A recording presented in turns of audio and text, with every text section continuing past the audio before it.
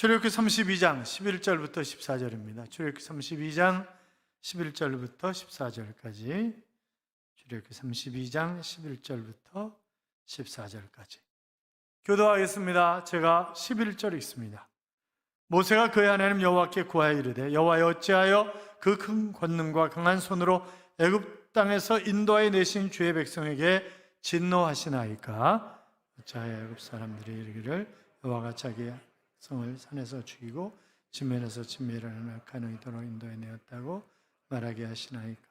주의 맹렬한 노를 그치시고 뜻을 돌이키사 주의 백성에게 이화를 내 주의 종 아브라함과 이삭과 이스라엘을 기억하소서. 주께서 그들을 위하여 주를 가리켜 맹세하여 이르기를, 내가 너희의 자손을 하늘의 별처럼 많게 하고 내가 허락한 이 온 땅을 너희의 자손에게 주어 영원한 기업이 되게 하리라 하셨나이다. 여호와께서 뜻을 돌이키사 말씀하신 화를 그 백성에게 내리지 아니하시니라. 아멘. 같이 인사하겠습니다. 주의 이름으로 잘 될 것입니다. 더 잘 될 것입니다. 예배 자리에 함께 하신 여러분, 12월 내내 하나님이 함께 하셔서 잘 되는 행복한, 그래서 풍성한 이익을 남기는 귀한 달이 되게 하실 줄로 믿습니다. 우리가 살고 있는 대한민국은 지난 30여 년 동안 세계 10위 이내의 경제 성장률을 늘 보내왔고, 그래서 잘 사는 나라가 되었습니다. 전 세계 어느 곳이나 상당수의 여행객들이 한국 사람들입니다. 코로나 때문에 한동안 못 나갔었는데, 여러분 인천공항이나 뭐 이런 데 가보세요. 저도 지지난 주간인가 필리핀에 일이 있어서 잠깐 갔다 왔는데, 공항이나 비행기 안이나 얘기하는 거 권사님, 장로님 이러고 돼. 그러니까 참 예수 믿는 사람들이 잘 살고 여행도 많이 다닌다 하는 것을 우리가 볼 수 있는데, 나라가 이만큼 성장한 데는 그만큼 아픔과 땀과 피를 흘린 분들이 참 많았기 때문에 이만큼 성장을 했지만, 그러나 그늘진 곳에서 아직도 힘들게 살아가는 그런 사람들이 참 많이 있습니다. 1960년대 초 필리핀, 인도네시아 이런 나라들이 아시아 지역에서 부국이었습니다. 그때 우리나라는 1인당 국민소득이 $80 수준이었고 세계 최빈국에 포함되는 그런 나라였습니다. 이 시기에 한국을 가르쳐서 영국 언론은 한국에서 민주주의가 꽃피기를 바라는 것은 쓰레기 더미에서 장미꽃이 피기를 바라는 것과 같다, 그렇게 비아냥을 했습니다. 그러나 우리나라는 세계 10위의 경제대국으로 급성장을 했습니다. 2차 세계대전 이후에 독립한 나라 중에서 민주주의와 경제발전을 동시에 이룬 나라는 아시아, 아프리카, 중동 할 것 없이 신생국 중에서 우리나라밖에 없습니다. 6.25 전쟁 직후였던 1955년에 한국의 1인당 국민소득은 $65였습니다. 세계 최하위권이죠. 아니, 유엔에 가입할 때 유엔에 소속되어 있는 나라 가운데 세계에서 제일 못 사는 나라 다음이 우리나라였습니다. 끝에서 두 번째였습니다. 그런데 지금 우리나라 국민소득이 얼마냐면 금년 말에 $35,000 정도 될 것입니다. 외국 교과서들에 한국은 경제 선진국이다라고 극찬을 하고 있습니다. 언젠가 한국학종합연구원 한국문화교류센터가 세계 무작위로 뽑은 34개국 276종의 역사, 지리, 사회교과서를 조사했더니 36.2% 100종의 교과서가 한국의 빠른 경제 성장을 언급하고 있었습니다. 그러니까 우리가 내가 한국인이다 자랑스럽게 어디 가든지 이야기할 수 있는 그런 때가 되었다는 거죠. 함영준 씨가 쓴 나의 심장은 코리아로 벅차오른다라고 하는 그런 책이 있습니다. 거기에 한국인으로 태어난 것이 자랑스러운 10가지 이유를 담고 있는데, 첫째는 중국 옆에서 살아남은 유일한 나라, 둘째는 일본을 우습게 하는 지구상에서 유일한 나라, 셋째는 세계 10대 경제 강국, 넷째는 산업화와 민주화를 동시에 이룬 나라, 다섯째는 세계를 리드하는 IT 강국, 그리고 여섯째는 교육열이 세계에서 최고인 나라, 일곱째는 세계 제일의 우수한 두뇌들이 모여있는 그런 나라, 여덟 번째는 축구와 야구에서 세계 4강을 성취한 유일한 나라, 그리고 허리우드 영화가 지배하지 못하는 유일한 나라, 정이 넘치는 나라, 이제 그런 것을 꼽고 있습니다. 뭐 반도체, LED, 또 셋톱박스, 초고속 인터넷, LNG선 뭐 등 할 거 없이 세계를 석권하고 있는 것들이 참 많죠. 그런데 아직도 풀어야 할 숙제가 많은 그런 나라입니다. 그래서 한국에서 근무했던 외국인들이 한국을 평가하면서 되는 것도 없고 안 되는 것도 없는 희생하는 나라, 그렇게 평가를 합니다. 40대 손으로 40대. 남자 40대. 없어요? 남자 40대. 참 불행한 것은 세계 남자 사망률 1위 나라가 대한민국입니다. 그러니까 정말 열심히 일하고 힘들어서 병에 걸려서 제일 많이 죽는 그런 나라가 바로 대한민국이에요. 여자들 손 들어봐요. 여자들. 결혼한 여자들. 왜 안 들어요, 손? 결혼한 여자들. 응? 한국 여성이 지구촌에서 불명예 1위를 싹쓸이한 게 너무 많습니다. 응? 뭐 저출산. 왜 안 낳잖아요, 여러분. 왜 안 낳아? 이혼율, 흡연, 성형수술, 낙태율 세계 1위입니다. 그 외에도 1위가 너무 많아, 우리나라. 그러니까 한국 여성이 탁월한 면들이 굉장히 많죠. 뭐 골프라든지 운동 이런 데서 굉장히 두각을 나타나잖아요. 그것은 여자들이 바느질을 어릴 때부터 이렇게 배워왔기 때문에 손으로 하는 게 굉장히 잘한다는 거예요, 한국 여자들이. 물론 말 많은 것도 한국 여자지만 참 그 경제 발전만큼 우리가 행복하지 못한 민족이라는 거죠. OECD 국가가 37개국인가 그런데 제일 행복하다고 생각하는 국민들이 핀란드입니다. 2위가 덴마크입니다. 3위가 스위스입니다. 우리나라는 37개국 중에 35위입니다. 그냥 행복하지 않다고 생각하는 거예요. 전부. 잘 사는데 행복하지 않다는 거예요. 행복 지수를 높이려면 어떻게 해야 되는 것입니까? 힘 있는 자들이 힘을 바르게 사용하고 권력 있는 자가 바르게 권력을 사용해야 합니다.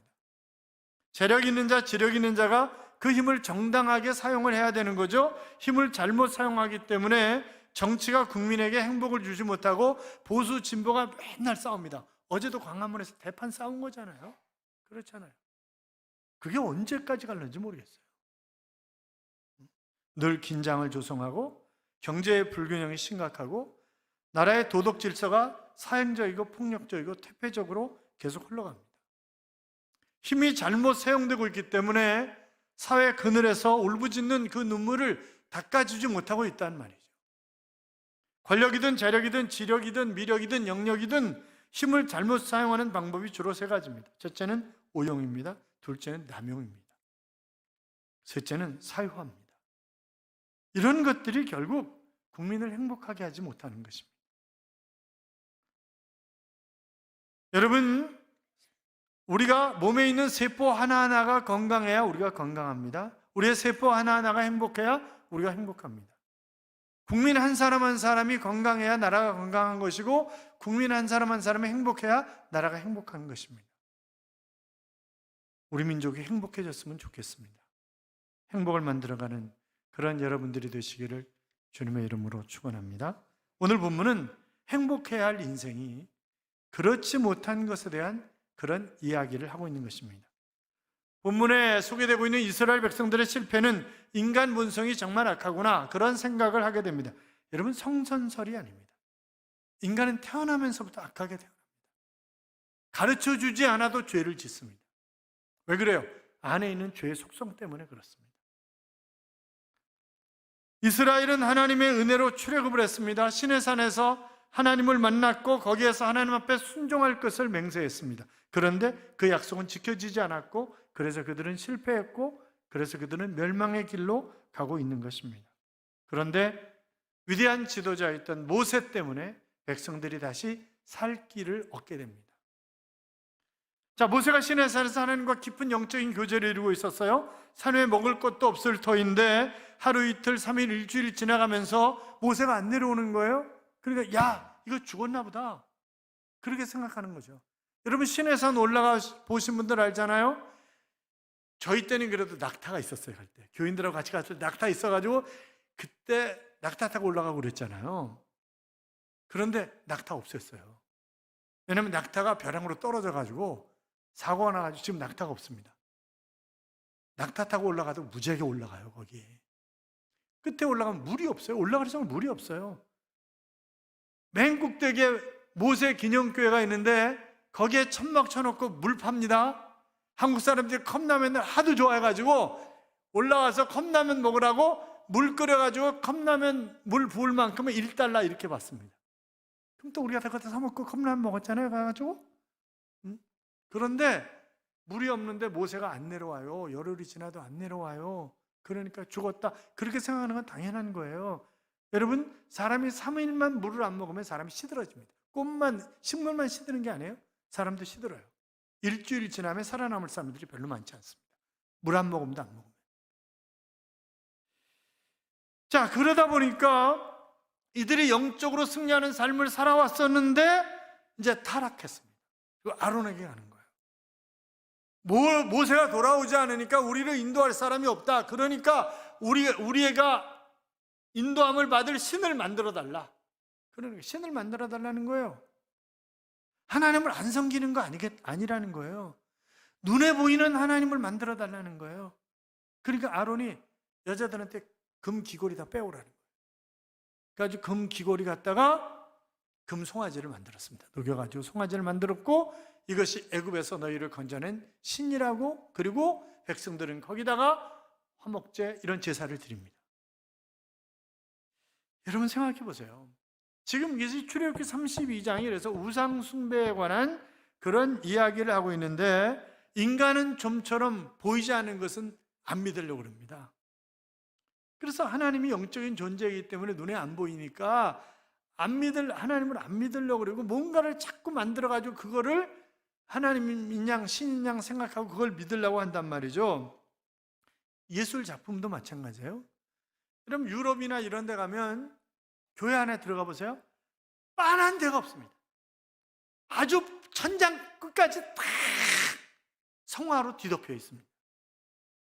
아니 예술 작품을 그리고 이러는 거 좋죠, 얼마든지. 그런데 그걸 섬긴다는 게 문제가 되는 것입니다. 대부분 다 사람들입니다. 성자라고 일컬어졌던 그런 사람들이에요. 그런데 그 성화하고 입맞춤을 하는 것입니다. 그러면 이 사람이 만약 그림이 베드로예요? 그럼 베드로가 100이라고 하는 공적을 쌓았어요. 그럼 내가 그 사람하고 입맞춤을 했어요? 그 성화하고? 그런데 천국 가는데 만약에 10이라는 게 필요하면 나머지 90이라는 게 남아있다, 이렇게 생각을 하는 거예요. 그리고 그 가운데 나한테 온다. 그것을 공덕 축적설이라고 얘기를 해요. 그건 뭐예요? 이미 우상 숭배하는 거예요. 그거는. 여러분, 하나님보다 더 사랑하는 건 다 우상이에요. 그러니까 내가 하나님보다 돈을 더 사랑해요? 돈이 우상이야. 하나님보다 누구를 더 사랑해요? 그 사람이 우상이야. 명예를 더 사랑해요? 그게 우상이야. 그게 다 우상이에요. 돈 필요하죠. 제가 지난번에도 말씀드렸잖아요. 저도 한 1,000억 좀 있었으면 좋겠다고 말씀을 드렸잖아요. 돈이 우상이야. 그런데 돈은 필요하지만 돈을 사랑하면 안 된다니까요. 필요할 때 우리가 쓰는 거예요. 돈이 우리를 행복하게 해줄 거라고 생각을 해요. 물론 어느 정도 우리를 기분 좋게 해줄 수 있고 어느 정도 우리를 만족시켜줄 수 있는 것은 분명한 사실이에요. 그러나 그것이 진정한 의미의 행복을 가져다 주는 것은 아니에요. 돈 때문에 얼마나 불행해요. 우리 집안도 돈 때문에 힘들어요. 지금 집안 얘기를 해서 좀 그런데 저같이 부모님이 유산을 많이 남겨놓고 돌아가셨어요. 형제들끼리 합의가 안 되는 거예요. 이게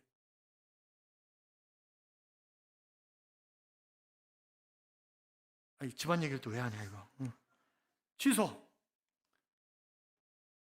돈이 행복하게 해주지 않아요. 그러니까 어느 정도 먹고 살 수 있으면 되는. 그래서 일용할 양식을 주옵시고 그렇게 기도하는 거예요. 그래서 그런데 지금 금송아지 만들어 놓고 이것이 애굽 땅에서 인도하여 낸 신이다 이렇게 얘기를 하는 거예요. 아니 영적인 하나님을 송아지 만들어 놓고 만족해하면서 즐거워하는 게 말이 되냐 말이죠. 하나님 화나셨어요? 3,000명 죽여버리셨어요. 그냥. 그런데 문제는 지도자예요. 여러분, 우리 민족의 지도자를 위해서 마찬가지예요. 우리 갈매동은 갈매동 지도자를 위해서, 나라 민족의 지도자를 위해서 우리가 기도해야 되는 거예요. 지도자 한 사람이 중요해요. 그 한 사람이 잘못하면 그 지역은 완전히 쑥대밭되는 거예요. 그 지도자를 위해서 우리가 기도해야 되는 거예요. 지금 모세가 지금 올라가고 아론이 지도자예요. 근데 아론한테 와가지고 금송아지 만들어달라고, 눈에 보이는 신을 만들어달라 그러니까 알았어 이러고 만드는 거예요. 지금 이게, 여러분, 지도자는 이게 하나님의 뜻이 아니면 목에 칼이 들어와도 그냥 하나님 뜻대로 가야 되는 거예요. 그게 지도자잖아요. 제가 늘 말씀드리잖아요. 목사가 기생이 되면 안 된다고. 기생은 뭐예요? 잘한 비유 맞추는 게 기생이에요. 제가 여러분 비유 맞추면 안 돼요. 하나님 비유를 맞춰야 되는 거지. 그렇잖아요. 물론 여러분이 원하시는 대로 하려고, 제가 착하잖아요 원래.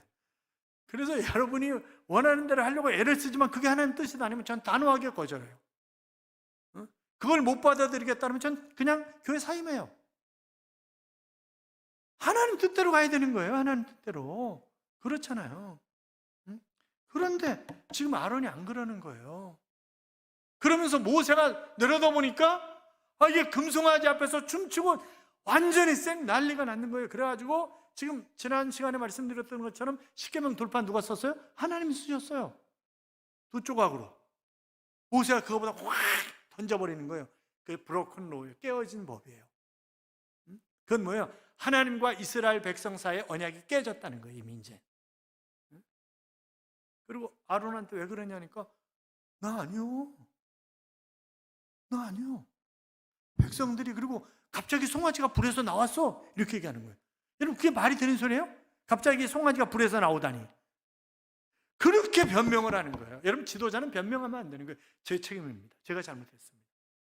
내 구성원 가운데 누가 잘못했든지 뭐예요? 지도자의 책임이에요. 그럼 제가 잘못했습니다. 제 책임입니다. 이렇게 얘기를 해야 되는 거예요. 그런데 나 몰라. 불에서 나왔어 갑자기 송아지가. 이게 지도자냐 이 말이죠. 아론이 지금 그렇게 한 거예요.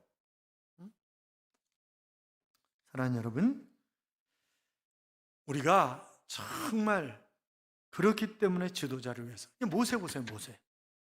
자, 산에 머무르는 동안 하나님과 깊은 영적인 교제를 합니다. 그런데 하나님이 이렇게 얘기하시는 거예요. 야, 백성들이 너무나 부패해서 목이 곧았어. 지멋대로라는 얘기예요. 뻣뻣하고 지멋대로라는 얘기예요. 목이 곧았다는 거예요. 그래서 내가 그냥 안 둘 거야. 내 백성이 아니야. 내 백성이 아니래. 하나님이. 내 백성이 아니라는 얘기는 뭐예요? 하나님이 이제 더 이상 관여하지 않겠다는 거예요. 복을 주시지 않겠다는 거예요. 보호하시지 않겠다는 거예요. 버렸다는 거예요 이제. 그래서 제일 무서운 벌이 뭐예요? 로마서 1장에 보면 그냥 내버려 두시고 그냥 내버려 뒀다. 그게 제일 무서운 복이에요. 여러분이 여러분 자식을 내버려 뒀다는 얘기는 뭐예요? 내 자식이 아니라는 얘기예요. 하나님 그러는 거예요. 지금 모세한테 내 자식 아니야. 내 백성 아니야. 그랬더니 모세가, 하나님 그런 얘기 하지 마세요. 하나님이 아브라함에게, 이삭에게, 야곱에게 이렇게 약속하셨잖아요. 하나님 백성 맞아요. 만약 하나님 백성 아니라면 애굽 사람들이 뭐라 그러겠어요? 우리 신이 오라. 하나님 아니야. 자기 백성들 산에서 다 죽이는 거잖아. 하나님이. 그게 무슨 신이야? 이렇게 얘기할 거 아니에요, 하나님. 그러시면 안 되잖아요. 그렇게 하나님 앞에 탄원하는 거예요. 하나님 백성 아니라면 저를 생명책에서 지워버려 주세요. 아예 저를 지워버려 주세요. 그렇게 얘기하는 거예요. 하나님이 기록한 책에서 지워달라. 그러니까 생명책에서 지워달라는 거죠. 저 차라리 지옥 가는 게 나아요. 하나님이 백성들 다 버리시면 저 차라리 지옥 가는 게 나아요. 그게 지도자예요. 그게 모세라고.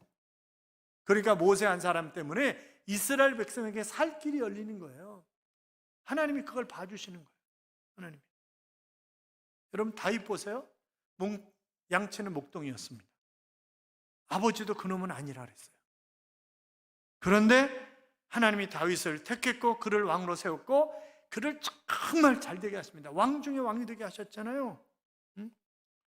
그런데 나라가 잘 되고 전쟁에서 승승장구하고 그러니까 기고만장하는 거예요. 교만이 탁 들어가고 목이 뻣뻣한 왕이 되는 거예요. 그래가지고 부하들이 만류하는데도 불구하고 뭐예요? 군대 숫자셔요.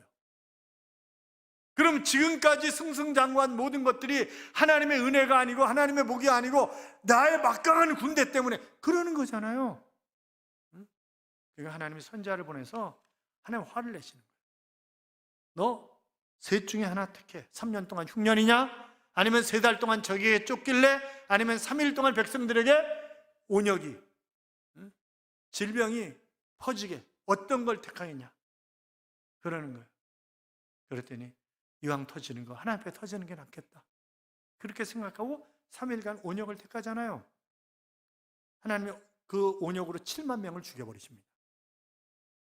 모세가 아무리 막강한 군대가 있다 할지라도 하나님이 함께 하시지 않으면, 하나님이 푹 불어버리시면 그걸로 끝나는 거구나. 그래가지고 그 엎드려 회개하고 그리고 살 길을 다시 찾습니다. 그래서 하나님이 그를 세워가시는 거예요. 다윗을. 그러니까 우리가 잘못하면 회개하면 돼요. 돌아서면 돼요. 나 아니야, 불에서 나왔어. 이러면 안 된다. 모세처럼 하나님의 백성입니다. 차라리 저를 죽이세요. 차라리. 그게 지도자 아니야 말이죠. 사랑하는 여러분, 우리가 광야 같은 세상을 살아가면서 늘 뭐라고 변명해요? 어쩔 수 없었어요. 그렇게 할 수밖에 없었다니까요. 그런 얘기 하지 말자. 그건 아론과 똑같은 거예요. 같이 따라요. 제 책임입니다. 제가 잘못했습니다. 지도자라면 적어도 그렇게 가야 되는 거예요. 그렇잖아요. 그러니까 우리가 살다 보면 이렇게 저렇게 잘못할 때 있어요. 그렇잖아요. 그럼 그때 하나님이 자연현상을 통해서, 아니면 사람들을 통해서, 아니면 말씀을 듣다가 기도하다가 내가 잘못한 게 깨달아지면 얼른 돌아서면 돼요. 그래서 오늘 출애굽기 32장에 보면 죄악과 나를 분리하는 사건이 나와요. 온전히 여호와 앞에 설 자들은 나오라. 그러니까 레위 자손들이 다 나오는 거예요. 그들이 완전히 죄악과 분리를 선언합니다. 그리고 자신을 하나님 앞에 드리겠다고 헌신합니다. 왜요? 29절에 보면 너 자신을 드리라. 하나님 그렇게 말씀하신다고요. 그리고 악의 세력을 물리치기 위해서 끊임없는 영적 전투를 해나갈 것을 다짐하는 것입니다. 그리고 깨끗하고 정직하게 하나님 원하시는 길을 걸어가는 거예요. 그러니까 적당히 타협하면서 살면 안 돼요. 어느 날 할머니가 신호등 앞에 서 있는 거예요. 한 청년이, 할머니 허리도 굽고 이러신데 제가 신호등을 잘 건널 수 있도록 도와드릴까요? 그랬더니, 고마워 젊은이. 할머니가 건너가려고 하는 거예요. 그러니까 할머니 그러시면 안 돼요. 빨간불이에요. 지금 건너가시면 안 돼요. 그리고 할머니 붙잡으니까 이 할머니가 뿌리치더니 이 청년 뒤통수를 한 방 딱 치는 거예요. 야 임마, 초록불에 건널 땐 나도 할 수 있어. 그렇게 얘기하는 거예요. 우리가 그렇게 살아가요. 적당하게 타협하면서 그냥 그렇게 살아간다고.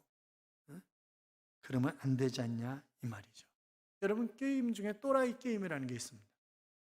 미군도 벌벌 떨게 만드는 천하무적 또라이라고 얘기를 하는데, 북한이 쓰고 있는 전략이라고 그러죠.